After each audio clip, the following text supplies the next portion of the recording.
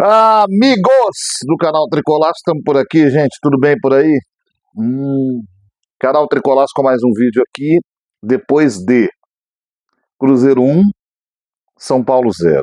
Eu não, eu não sei, eu não tô bem, eu não tô bem. Eu não sei como é que eu tô rindo, porque há 2 minutos atrás era pra eu estar muito louco aqui nesse vídeo. Era pra eu estar, sei lá, gritando, tendo chilique, não sei exatamente como é que era pra estar aqui. Cara, mas que resultado doído, sabe? Dolorido, chato, né? Inconveniente. Mas mesmo um resultado como esse tem explicação. Mas vamos lá. Tem algumas coisas que não podem ficar de fora. Primeiro eu quero dizer uma coisa aqui. Eu odeio duas coisas absolutamente, profundamente no futebol. Uma é o time jogar muito mal e perder, tipo aquele jogo do Vasco. E a outra é o time jogar muito bem, não conseguir a tempo criar a situação necessária para vencer o jogo e perder por causa de um lance. Isso me deixa, cara, no chão. Eu fico muito bravo, meu. Porque é você ver o trabalho, sabe, ruir, derreter no meio do jogo. É triste, ao mesmo tempo é irritante, ao mesmo tempo você fica pensando se não é justo. Olha, eu tô muito puto, cara. Eu tô muito puto. Mas vamos lá. Tem que livrar a cara de algumas pessoas aí. O jogo é um jogo assim. A gente tem que partir do princípio de que você foi jogar no Mineirão contra o Cruzeiro. Seu time era quase um time misto, porque o São Paulo está com 800 desfalques. E o normal, antes do jogo, eu coloquei na escalação lá no Twitter e nas outras redes. Eu escrevi assim: o São Paulo é quase um time misto, mas esse é o time que o São Paulo tem.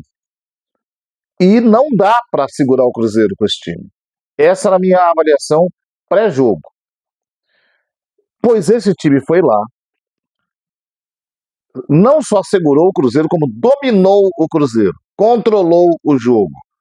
Fez uma das melhores partidas do ano no primeiro tempo, até pelo menos 30 minutos. Não fez gol, mas tudo bem. É difícil jogar lá, a bola não vai entrar sempre. O São Paulo não teve chances agudas de gol, sabe? Aquela que obriga o goleiro a defender na cara, em cima da linha, não teve. O São Paulo teve um chute de longe com o Rodriguinho, outro chute com o Pablo Maia, um chute do Luciano que não foi tão forte, mas foi bem dado, e uma bola na lua do Patrick. Poderia ter criado mais. Mas isso não é defeito, São Paulo jogou muito bem. O Cruzeiro melhorou depois dos 30 minutos. Porém, é aquilo.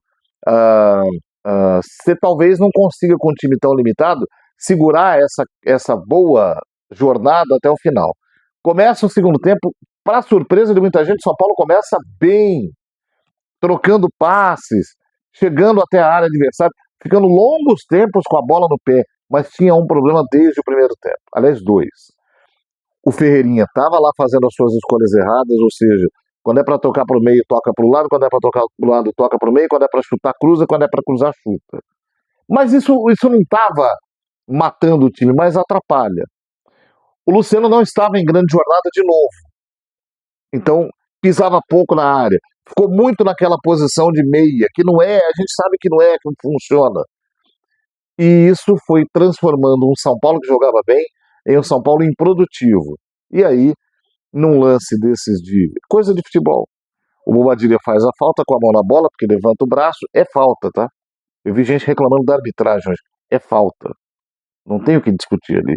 O Matheus Pereira bateu com a baita numa categoria e fez o gol. O que fez a diferença aí? Qualidade. Qualidade. O Cruzeiro conseguiu fazer um gol porque tem qualidade. E se você ainda é daquela turma, falou, não, mas o Zubeldia era uma porcaria, o time do São Paulo é bom e o Crespo tá provando isso, você tá vendo aí que não é. Falta qualidade, falta esse tipo de qualidade. Tem limite, se você não tem essa qualidade, você perde de 1-0 com o gol do Matheus Pereira. Bom, depois desse gol, acabou se confirmando que o São Paulo estava piorando no jogo. E aí dói, porque não tem ninguém para você pegar e falar, vou mudar o jogo com esse cara aqui. Não tem, não tem. O Lucas tá lá passando por procedimento, diz que o joelho por dentro tá bem, né? Ainda bem, mas precisou abrir para ver isso. Então vai ter a recuperação da artroscopia, mais o final da recuperação da contusão anterior, quer dizer, vai demorar. O Oscar continua fora, são os dois grandes jogadores de qualidade. O Oscar talvez nem volte ainda. E aí você tem aqueles operários de sempre que estão baleados. Enzo Dias ficou de fora, o Alisson tem condição no quadril. Como faz falta o Marcos Antônio? Você viu como o time perde a dinâmica sem ele em campo? Faz muita falta. Jogador muito importante. O Wendel voltou hoje. E aí o Crespo só colocou ele mais para o final do jogo por segurança também. Ele está certo em fazer isso. Então fica muito remendado. Aí você tem poucas opções para mexer. O Cruzeiro cresceu, foi para cima, não fez o segundo porque o Rafael estava mais uma vez numa noite iluminada e o São Paulo cada vez menos acertando a área. De novo, trocando passe, mantendo a posse, mas não pisando na área. Aí o Crespo fez substituições para tentar pisar na área. O time melhorou de novo depois que o Henrique do Carmo entrou. Então entraram Dineno, que quase fez 2 vezes gol de cabeça, mas 2 cabeçadas fracas. Tapia, que ficou lá, né, se perdendo no meio dos zagueiros. Esses 2 entraram no lugar do Ferreira e do Luciano. O Pablo Maia saiu, estava bem. E entrou o Henrique. O Patrick saiu para a entrada do Wendel.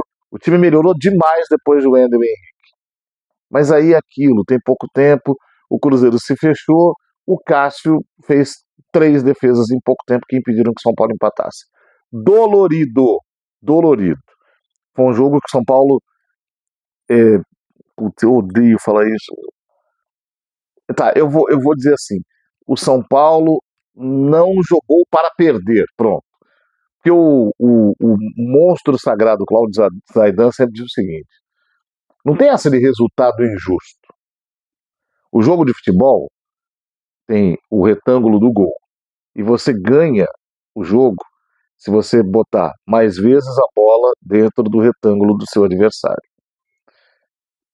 Conseguir colocar a bola lá dentro é o seu mérito. O Cruzeiro conseguiu uma vez e ganhou de 1-0. Isso não é injusto, porque a bola não caiu lá por acaso, não foi um pênalti inventado pelo árbitro, então o resultado não é injusto. Porque se eu criei 700 chances e não fiz o gol, e o outro criou uma e acertou, o mérito é dele, porque ganhar o jogo significa a bola entrar no retângulo. Mas, o que o São Paulo jogou hoje não foi para perder o jogo. Essa é a única parte animadora. Agora, eu tô muito puto, porque é aquilo, você perde, aí amanhã o Mirassol ganha. É uma briga, assim, muito renhida, muito apertadinha, muito... sabe, é um ponto que você desperdiça aqui, 2 te passam. O São Paulo tem 22 jogos, outros times atrás têm menos.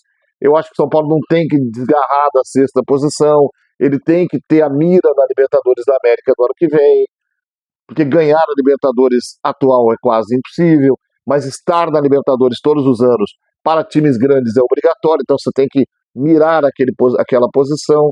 Cada ponto que você perde te tira dali. Agora, é um time que ficou 8 rodadas sem perder, então merece esse reconhecimento.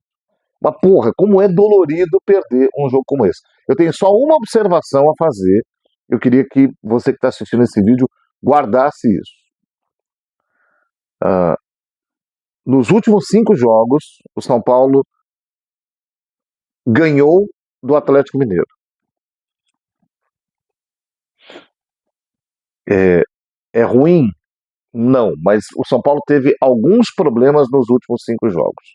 O principal deles foi o São Paulo perder um pouco da sua força de entrar na área e concluir no gol. Nos últimos 5 jogos do São Paulo, perdeu para o Cruzeiro, ganhou do Atlético, empatou com o Atlético Nacional, empatou com o Sport, empatou com o Atlético Nacional. Isso demonstra uma tendência. O time tem estado menos presente na área. tem tido mais dificuldade de chegar na área.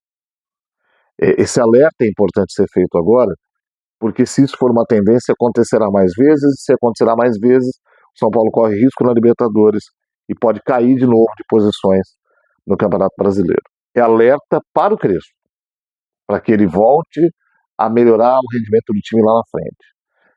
O outro detalhe importante, o Luciano precisa voltar a pisar mais na área e ele não está bem. Ele caiu de produção nos últimos 3 jogos.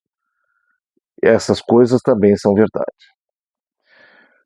Notas para Rafael, 8, porque por ele o São Paulo não tomou mais de um gol. E ele merecia do time uma recompensa pelo que ele fez. Ferrarese, de novo, muito bem, jogador que mantém a regularidade sempre bem nos últimos jogos, vai ganhar uma nota 7. 7 porque o time perdeu. O Alan Franco também foi bem, ganha outro 7. O Sabino também. Os 3 zagueiros do São Paulo não foram mal. Agora, não dependeu deles a construção do placar. Cedric Soares, de novo, muito regular e muito bem na partida, 7,5 para ele. O Pablo Maia fez um grande jogo. Está voltando aos velhos tempos. 7,5 para ele, mas o Marcos Antônio faz falta. Bobadilha atuou um pouquinho abaixo hoje, estava muito sobrecarregado. Dá para ganhar uma nota 7, mas já foi melhor. Rodriguinho foi muito bem no primeiro tempo, começou bem no segundo, foi caindo junto com o time, nota 7 para ele. Patrick, eu acho que ele foi bem porque se esforçou para ir bem. Ainda é um jogador que precisa crescer, mas é muito novo. Acho que merece uma nota 7 porque lutou o jogo todo. Agora, perdeu um gol no primeiro tempo que não pode perder. Se o São Paulo faz aquele gol ali, talvez o São Paulo ganhasse de 1-0.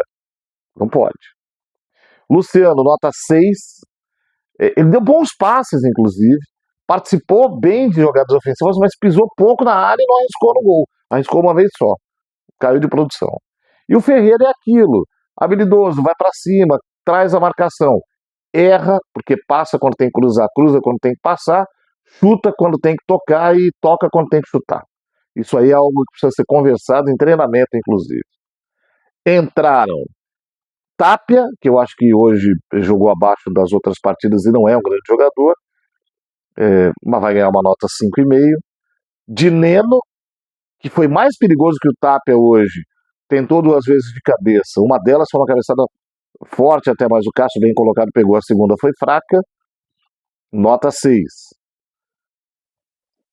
Wendel, que entrou já nos 30 e poucos do segundo tempo, no lugar do Patrick, entrou bem ali fazendo o lado esquerdo do corredor com velocidade, mas não deu tempo de resolver o problema do time.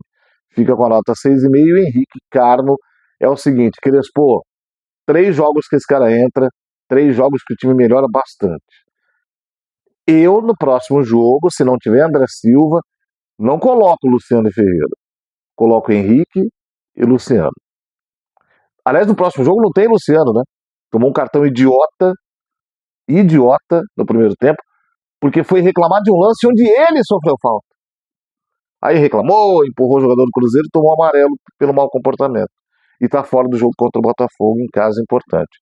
Então, Crespo, de novo, no próximo jogo em que o Luciano estiver, eu não monto o ataque com Luciano e Ferreira. Eu monto com Henrique, Carmo e Luciano. O Tapia, pelo jeito, vai ser o centroavante nesse dia aí. Então já é até bom para poder fazer cruzamento na medida dentro da área, começar com o Henrique do Carmo do lado direito. Vai por mim.